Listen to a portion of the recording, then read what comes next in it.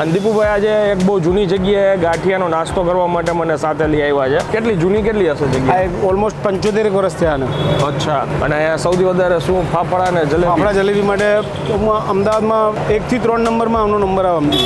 ઓહો, કોને શરૂઆત કરી હતી? ફાધરે. ઓકે. શું શું આઈટમમાં અત્યારે રાખીએ છીએ? અત્યારે ફાફડા, ફૂલવડી, પાપડી, જલેબી, પૂરી શાક. અમદાવાદના ફાફડાની મજા જ કંઈક અલગ હોય છે. જે થોડાક જાડા હોય છે, થીક હોય છે, ભૂંગળી ટાઈપ હોય છે કે કઢીને આ રીતના લઈને પી શકીએ.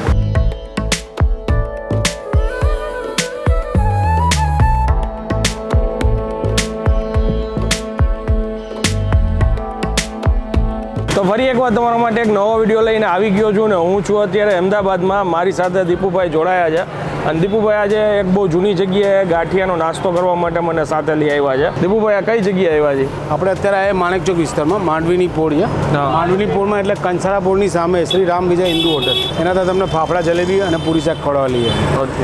આ કઈ કેટલી જૂની કેટલી હશે જગ્યા? ઓલમોસ્ટ 75 વર્ષ થયા ને. અચ્છા. ઓહો. અને અહીંયા સૌથી વધારે શું ફાફડા ને જલેબી? ફાફડા જલેબી માટે અમદાવાદમાં 1 થી 3 નંબરમાં આમનો નંબર આવે. ઓહો, તો હવે ખાવા જ પડશે. અને અત્યારે અમે શૂટિંગ કરી છે ને ત્યારે બપોરના 11:15 વાગેલા છે. 11:15 વાગે અમે ગાંઠિયા ખાવા આવ્યા છે ને કન્ટિન્યુ ગાંઠિયા બનતા જ રહીએ છે.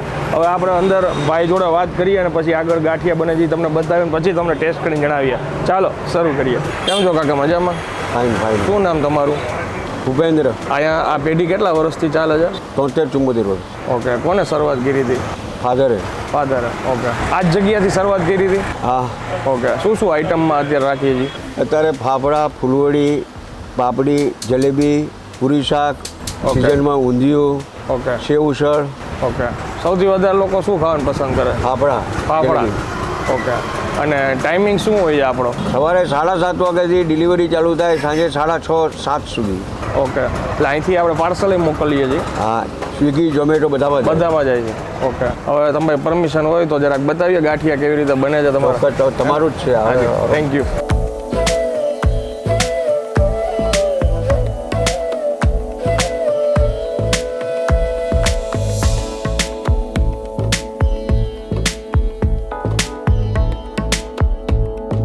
અમારા ગાંઠિયા, કઢી, ગરમ જલેબી, પૂરી શાક બધું આવી ગયું છે.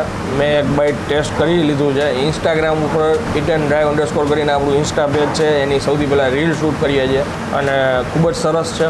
આટલી જૂની જગ્યા છે અને અમદાવાદના ફાફડાની મજા જ કંઈક અલગ હોય છે.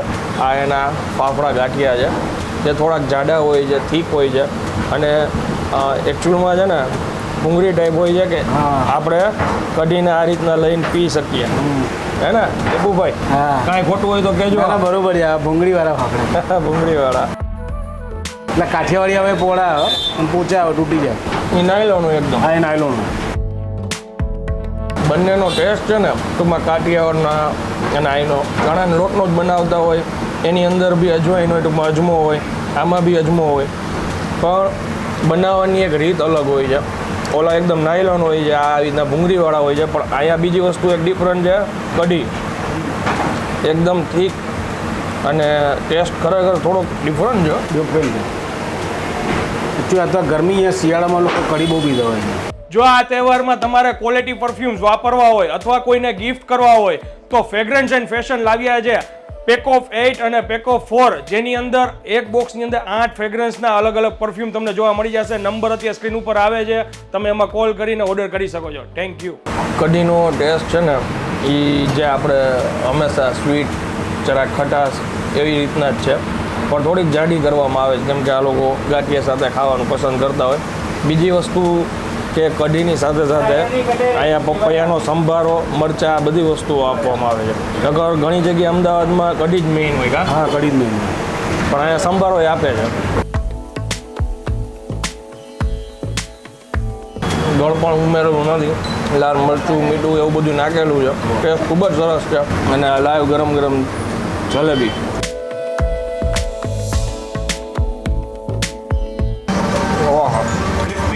ક્રિસ્પી. અહીંયા તમે અંદાજે કેટલા સમયથી આવતા છો? હું તો ઘણા ટાઈમથી આવું છું, તો હું આ ટ્રાફિકવાળો વિસ્તાર એટલે કોક વાર જવાનું થાય. બજારમાં આવો ત્યારે કદાચ અહીંથી નીકળીએ તો જવાનું થાય. બાકી સ્પેશિયલ અહીંયા આવીએ ને તો ટાઈમ કાઢીને આવવું પડે, કારણ કે ગાડી મૂકવાની બહુ મગજમારી હોય.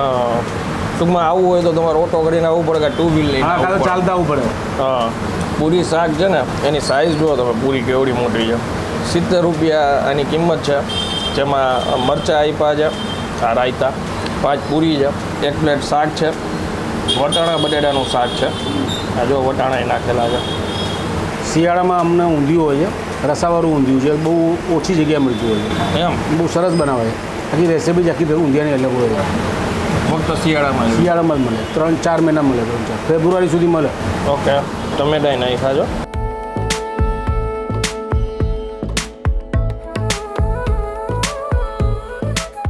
આ ક્વોન્ટિટી એટલી છે ને, લગભગ આમાં એક જણો તો પેટ ભરીને જમી લે. પેટ ભરીને જઈએ છે, સાચી વાત છે. 70 રૂપિયાની કોસ્ટ છે. આ ગાંઠિયાની શું કિંમત છે? 60 રૂપિયા 100 ગ્રામ. 60 રૂપિયા 100 ગ્રામ. જલેબી 40 રૂપિયાની ડીશ ખાવા માટે. ઓકે. શાક છે ને થોડુંક સ્વીટ છે, કેમ કે આપણે જે ગુજરાતમાં અત્યારે હા, ગુજરાતમાં કોઈ બી સબ્જી તમે જમો ને તો એ થોડુંક શાક છે ને સ્વીટ જોવા મળે તમને. એકચ્યુઅલી અહીંયા ગળું ખાતા હોય ને લોકો, એટલે એ પ્રમાણે બનાવે. ટેસ્ટ કરે કે બહુ જોરદાર છે. આ બધી જે જગ્યાઓ છે ને જૂની, બજારમાં તમે આવો ને તો ખરેખર આ જગ્યાએ વિઝિટ કરવા જેવી, કારણ કે તમને જૂનો ટચ જોવા મળે, જૂના માણસો તમને જોવા મળે. દાદાનું આપણે જે આગળ ઇન્ટરવ્યૂ લીધું એમનું જૂનું ઓલું પાછળ સ્કૂટર, મજા છે તો સ્કૂટર 42 વર્ષ જૂનું છે, જે જોવાય ન મળે. હજી મૂકી રાખેલું છે. હા, તમે શું કહેવા જતા હતા? એ સ્કૂટર મારા કરતાં નાનું હતું એમ. હવે અમે આગળ જમવાની મજા મારીએ છીએ. વિડીયો જો તમને પસંદ આવ્યો હોય ને તો આ માહિતીને વધુ શેર કરજો. અમદાવાદથી જેટલા લોકો આપણા ભાઈ બહેનો આ વિડીયો જોવે છે, આ જગ્યા કોણ આવેલા છો અને તમારી જૂની કાંઈ યાદો હોય આ જગ્યાને લઈને, તો કમેન્ટ કરીને મને જલ્દી જણાવજો. ત્યાં સુધી જય ભારત.